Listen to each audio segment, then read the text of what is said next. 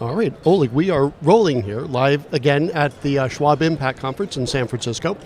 And as I say all the time, I love coming to these conferences for the access to all kinds of talent and subject matter experts. And we have with us right now Oleg Tishkevich, who is the founder and CEO of Invent. Oleg, thanks for joining us. Thank you. Thank you so much, Chuck. Did I get close on that? Perfect. Yeah, So okay. good. As I was saying before, people butcher my last name is Failla, F-A-I-L-L-A, and I've heard at least 45 different pronunciations of that, so I'm with you on it. Hopefully I got it close. But Oleg, I appreciate you joining us. So let me just tee it up, and then I'm going to hand it right over to you. Sure. So we're hearing a lot about data warehouses, data lakes. Now, our audience is especially not as familiar with that, right? Because these are advisors looking to go RIA. So if you're in a wirehouse, you definitely have a data warehouse or data lake. You just don't know it, right? Because Merrill Lynch is doing it for you. But if you're looking to go on your own as an RIA, one of the things I love about that is the ability to build the firm the way you want it. And data lakes and data warehouses are becoming more and more popular, even for smaller RIAs to consider. So with all of that, start us off macro and kind of drill down to the micro. Like, what is a data lake? What is a data warehouse? Absolutely. So there's a lot of confusion, actually, Yeah. with this new data lake term out there. So I'm going to start us maybe on the historical path of how did it all happen. So back in the day, we all had databases, right? Like you have a database where you keep all your data, and then larger firms, because they have multiple databases, would put those together and integrate them and then provide reporting on top of that. And that's what traditionally was called data warehouse. So it's a more complex storage solution that usually uses some, big Oracle or SQL Server databases that come together that provide reporting for different business lines and integration capability. And that's the data warehouse. That's data warehouse, right? Okay. So that's what kind of a traditional approach was. Now with the addition of data lakes, the difference here, data warehouse is managing data that's in columns and rows and tables, right? So that's what you call a relational data, right? So relational databases allow you to search and do things with very well organized data that's related to each other. Now with the introduction of data lakes, that allows you to now add documents, pictures, other things that can basically be queried in this warehouse type of environment, but it doesn't need to be normalized to a row or a table in a database. Right? Okay. So now imagine taking all of this data and storing it historically. So not just you're like, hey, here's my client record, if there's a change, I'm just going to update it, right? And that was the traditional approach with data warehouses. The difference here with data lakes, you actually store every single snapshot. So you have a history, you can go travel back in time and see what actually happened 3 years ago when compliance comes in and says, hey, what actions were taking, what data was changed, who changed it, and why, right? So Okay. now you're able to answer those questions. Let me pause on that just for a moment. So for example, if this particular data point or field changes from A to B, you can go back in time and see who did that and why that happened? 100%. Okay, yeah, So that's the interesting. advantage of having a data lake approach as opposed to just a database. Yeah, okay. If that makes sense. It does. Right? So now data lakes are solutions that generally provided by large technology companies like Snowflake or Amazon Redshift or Google and all these other companies, right? So what does it consist of is two parts. One is the storage of all these documents, all of these tables and all this other data, and then the solution that actually does the warehousing part, meaning okay, now I need to be able to access the data, I need to be able to plug in different sources, I need to organize this data in a manner where it's, I get to like a golden record for my client, customer record, for my account information, maybe that's pulled from multiple systems. That is part of the kind of the intelligence layer, that's part of the what's called data lake house. So instead of data warehouse, they're calling it data lake house. Okay. Okay. So data lake house. And who doesn't like a lake house? Yeah, exactly. It's great. I have one that's awesome. I can tell you. Okay. Right. So it's a data lake house that basically an iteration, a next generation sort of from the data warehouse concept, right? Yeah. So when people say, and it's funny, when they say, I'm building my own data lake, what they mean, I'm building my own data lake house. Okay. Because data lake is very hard to actually build out, right?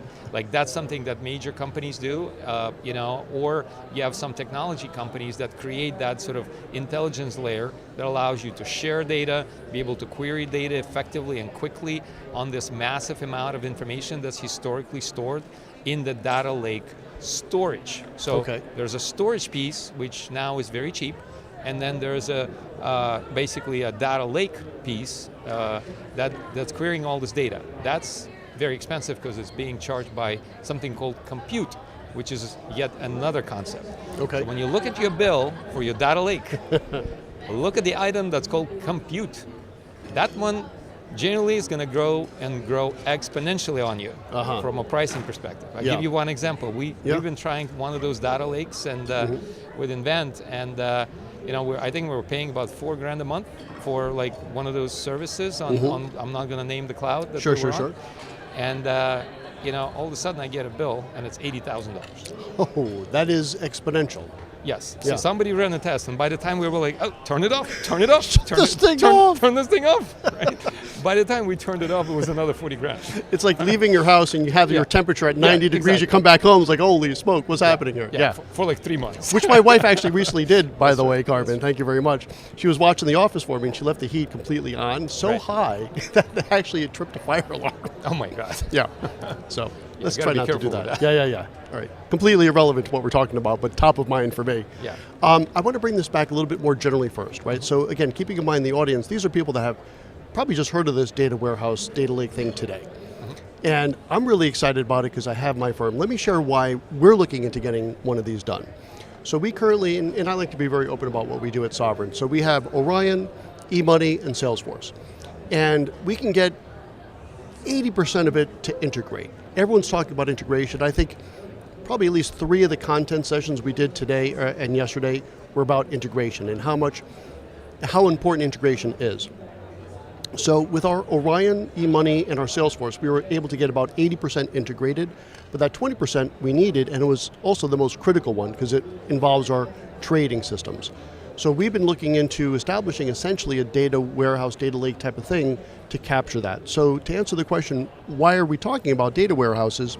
Again, you have one, right? If you're at one of the wirehouses, you have one that's been built for you. The good news is you have the ability to build it for yourself once you actually go RIA, and there's a lot of resources to help you do that. Okay, so I just want to frame that a little bit, like why are we even talking about this? Can you speak a little bit to what size firm should even think about building their own data warehouse, data lake house? Absolutely. So, one thing I can tell you is that data is kind of the new gold, right? Yeah. So be able to retain the data historically and be able to have that from a compliance perspective. Think about your firm growth.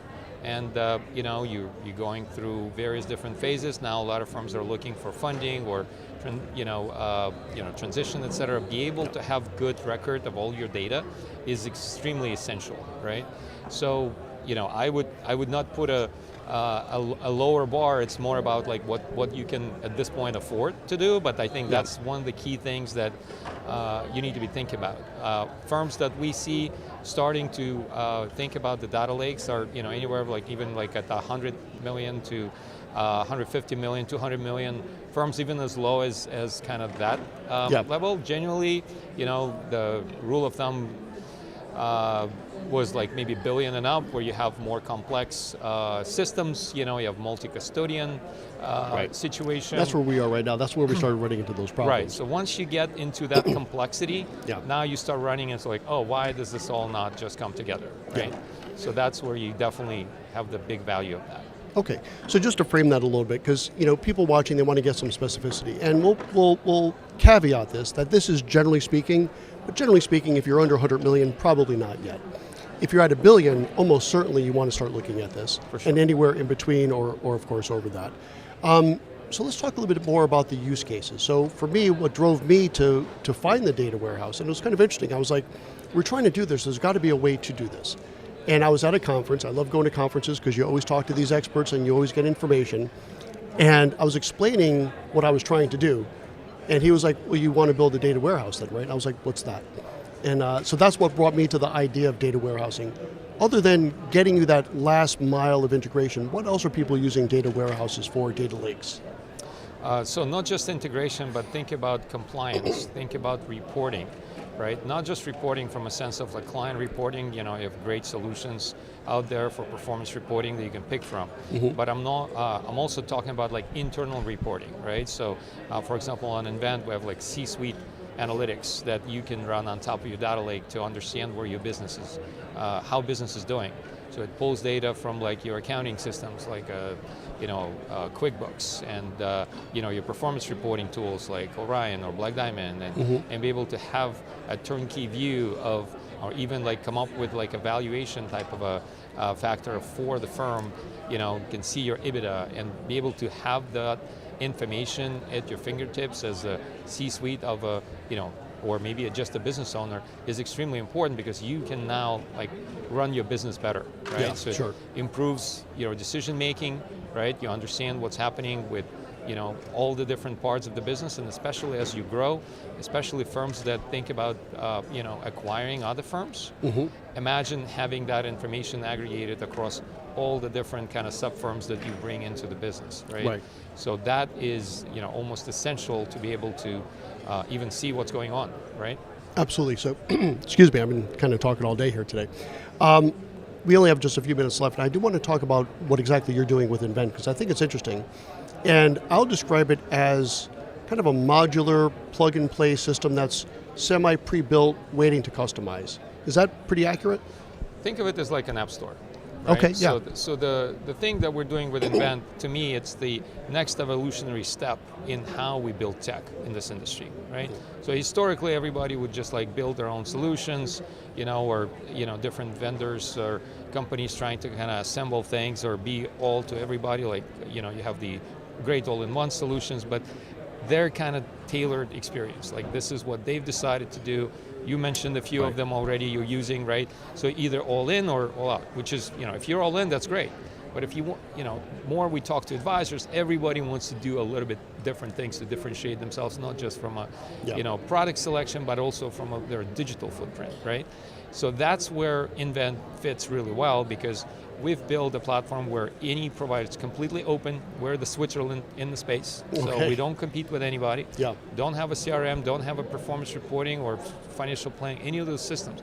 We welcome all the vendors and all the product providers, like whether it's a custodian or insurance or asset manager, to build their apps on Invent platform, and then once they're built on Invent using some of our libraries and things, and the data lake that we provide specific for wealth management, that you don't have to now figure out how to build, right?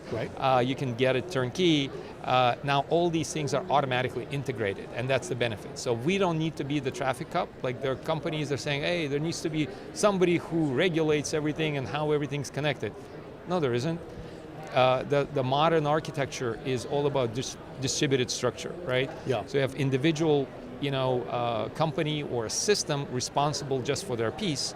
They just need to have a protocol to how this all fits together. So Invent is kind of that protocol. All right, that sounds good. That looks like a good place to put a pin in it for today. And Oleg, thanks so much for joining us. Thank you so much. Thanks, Chuck. All right, so we have one more piece of content to deliver for you later today. And it's going to be pretty cool. It's going to be about how to start your own alternative investment tender offer fund. Pretty cool, under the category of things you could not do at your own broker-dealer with that level of flexibility. So stay tuned for that. On behalf of goRIA, fueled by Investment News, I'm Chuck Vela, and I'll see you in another hour or so. And again, Oleg, thanks a lot. Thank you.